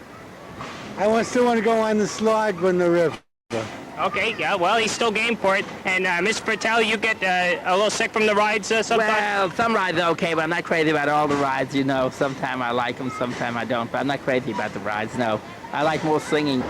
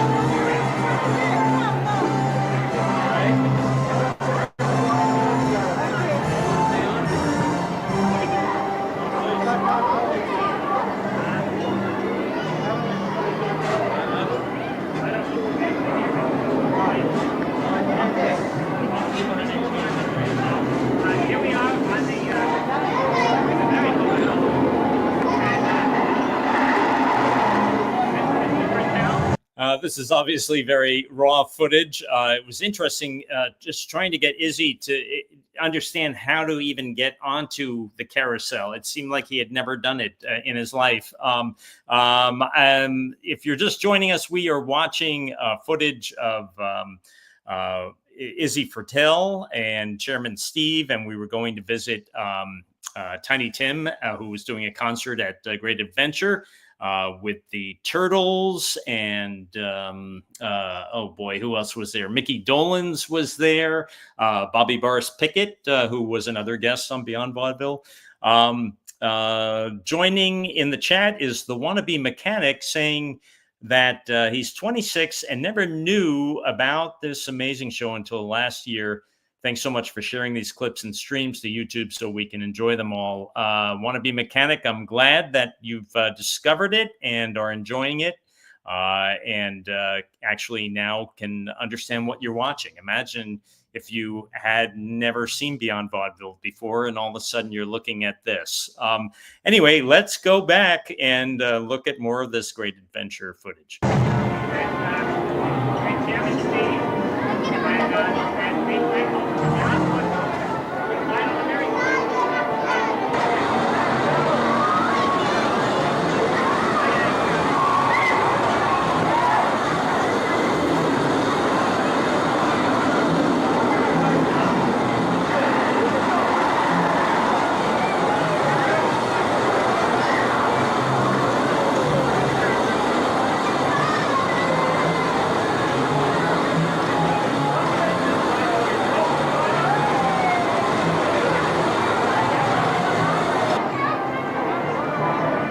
great things about Great Adventure is you can get all kinds of food, hot dogs and chips and pretzels and soda.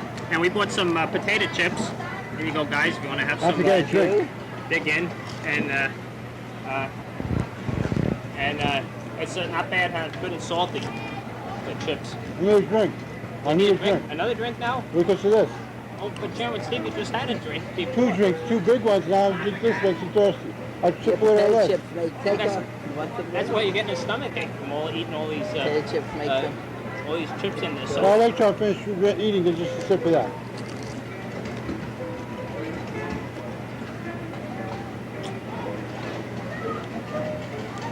I need a lot of liquids because of my condition.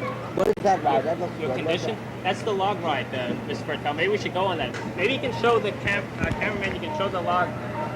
Keep going. Yeah, you see that log going up? Yeah, search for fun. That one's a lot of fun. And then goes down. Goes down. A little bit of a splash, but it's not too bad. Well, getting dehydrated around the way. Oh, you get dehydrated from what? I'm sitting around not drinking. What do you think?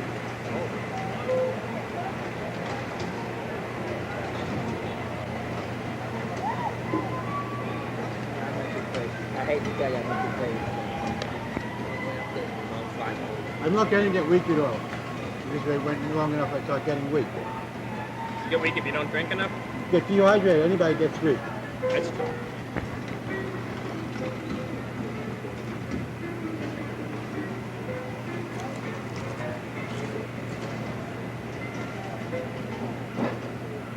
I didn't get weak in a long time, I don't think.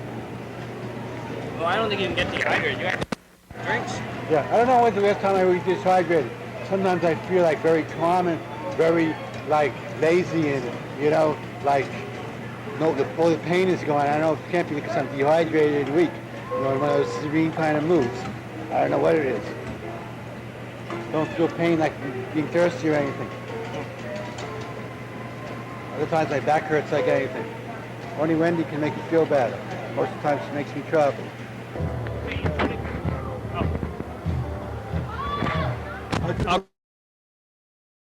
I can't go. Oh, here we are at the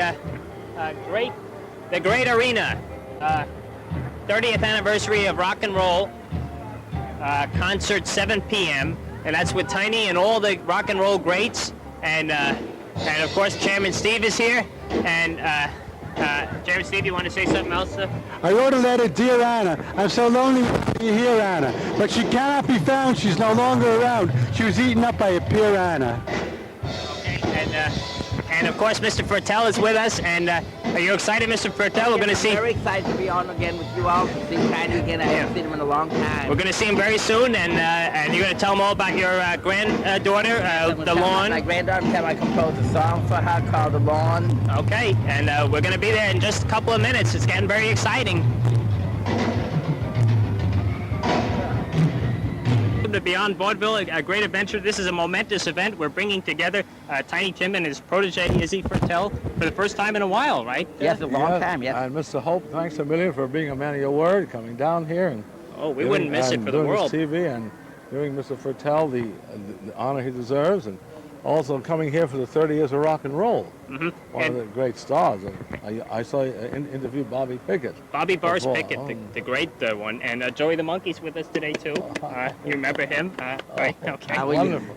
And Chairman Steve too will get, but maybe a little later because there's not enough room here and all this camera. But now, Mr. Fertel, one of your first song you wrote was Susan B, right? Susan B, yes, in the 1970s, early 70s. And Mr. Tim, you can accompany him on that number? Yeah, and he wrote it in honor of Susan B. Anthony, because he was for Women's Lib, ahead of his time. Could you tell him about that? Yes, I was for women's liberation in the 1970s when the women's movement just got started, and I was a member of NOW.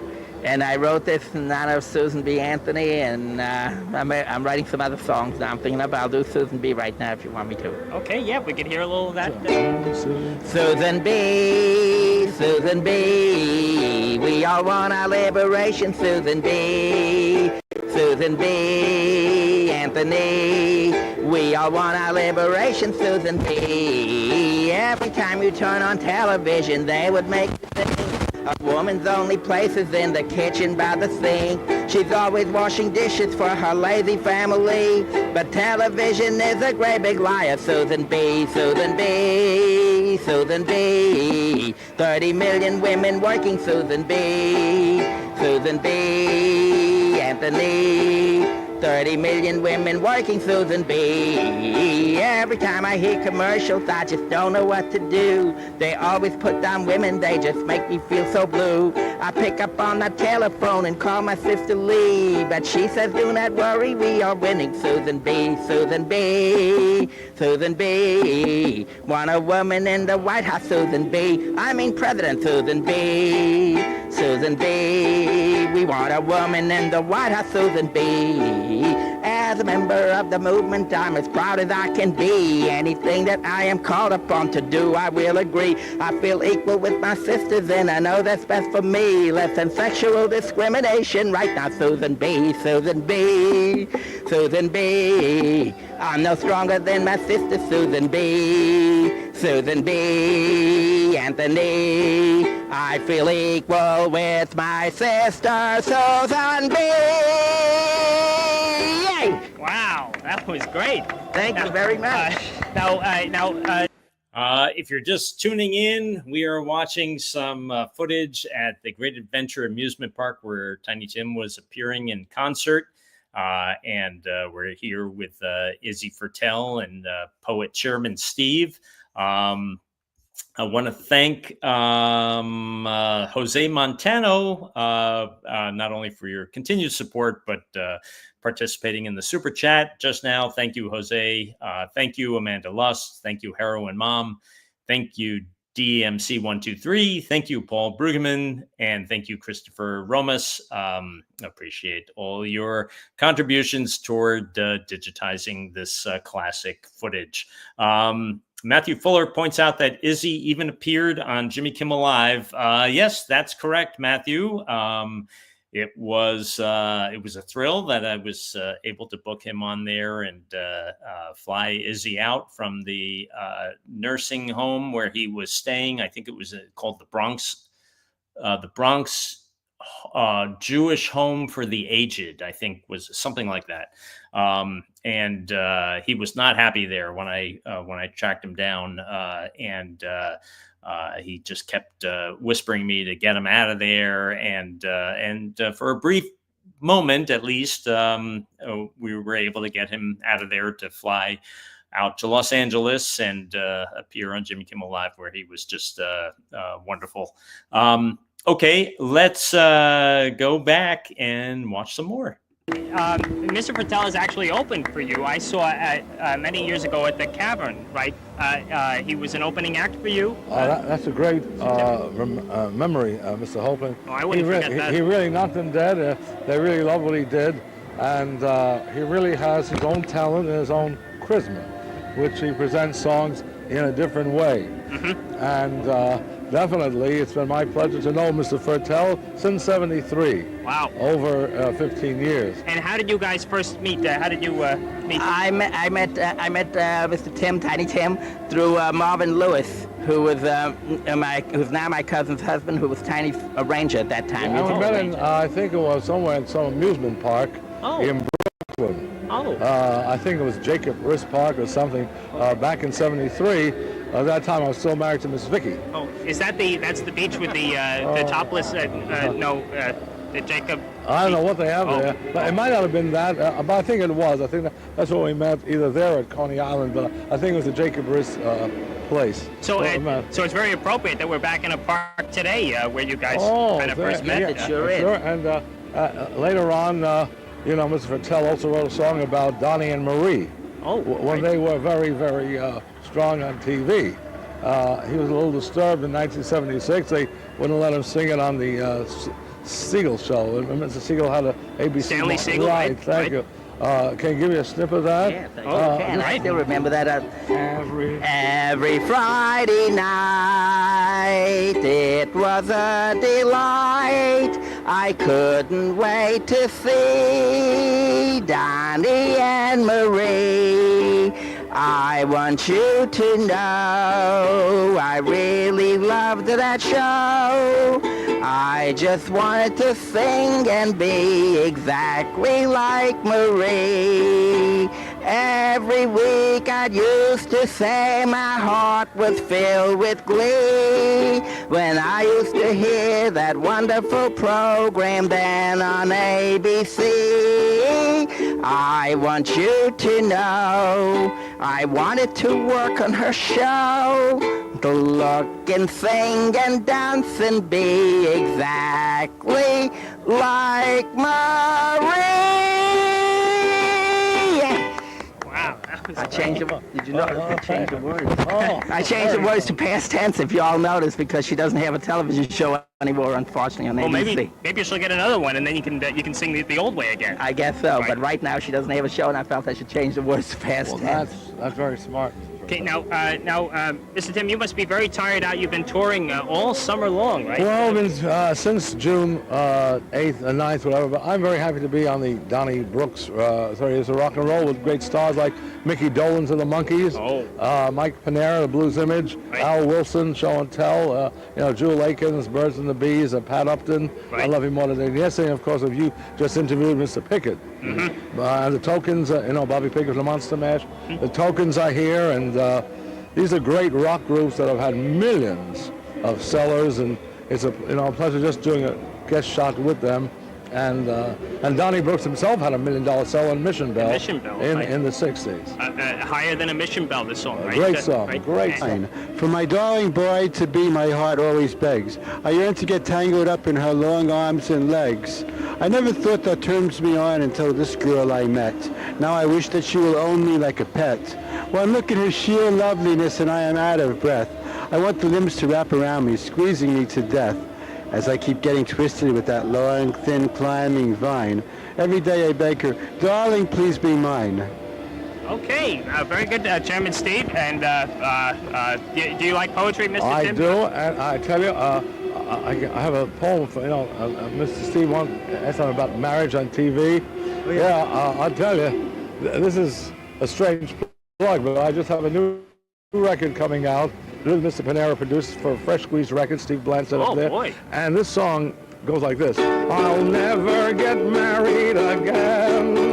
I'll never get married again. I thought I was wise, now I realize that I'll never do it again. I thought getting married was swell, but it didn't turn out so well. If I had my way, all that I can say, I'll never get married again. Okay. Oh, you got Joey dancing again. He dislikes you so much, Mr. Tim.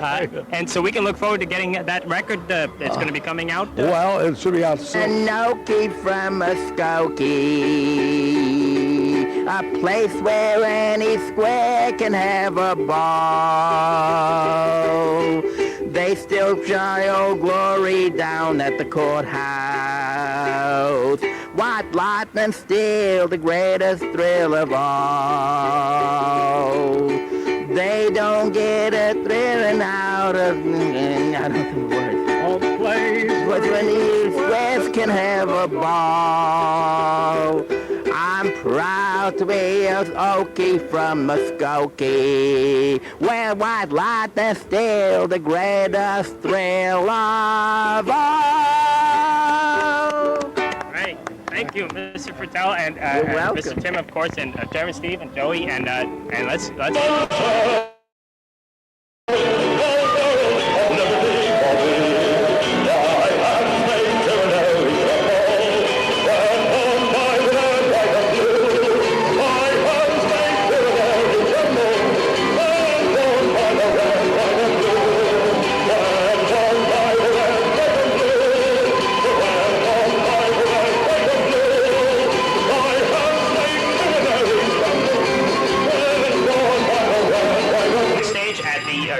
Show with Tiny Tim, and Chairman Steve is here, and he's going to do a poem for us called Ciao Tabasco. Oh, Ciao Tabasco. And I can sing the first two and last two lines. Oh, okay. Ciao Tabasco, ruler of our land, to his praise we all march hand in hand. On viewing the dancing girls chorus one day, Chief Tabasco said one of them must go away. For what keeps this act from making a pretty penny, we have one chorus girl here too many. So he pointed at all 5 girls there with his finger. It ended with fatal dispatch like a stinger. Eeny, meeny, miny, mo. One head here has got to go. But all 5 young ladies continue to sing, including one forfeiting life to their king. The lovely legs up and down lifted with joy, with the presence of one with their leader annoyed. As the soldiers' swords swung, sending flying their heads, they all kept on singing as one fell down dead. Chad Tabasco, ruler of all lands, to his praise we all march hand in hand. Praise the body, with all the frills upon it, you'll be the grandest lady in the Easter parade. I'll be all in clover, and when they look us over, proudest fellow in the Easter parade. On the avenue, Fifth Avenue, we'll stop us and we'll find that you're on the road to the pure. I could write a sonnet about your Easter bonnet, and all the girls we're taking to the Easter parade. Wow, great.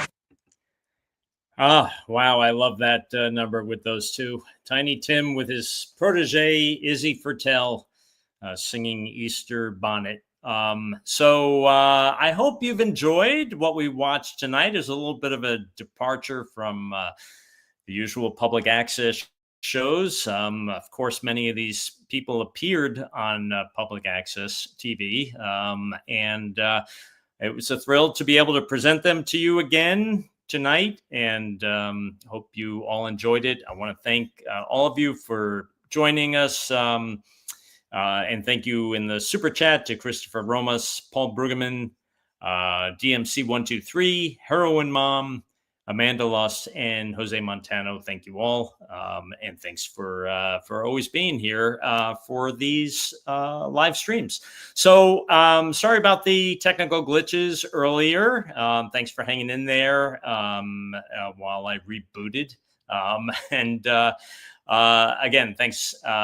Keep watching all the stuff that we keep posting. Check out the Etsy shop and get your Beyond Vaudeville merch. Keep spreading the word. Oh, and like and subscribe and do all that stuff that you're supposed to do here at Beyond Vaudeville on YouTube and on Instagram and on Facebook. And thanks again, everybody. See you soon. Bye.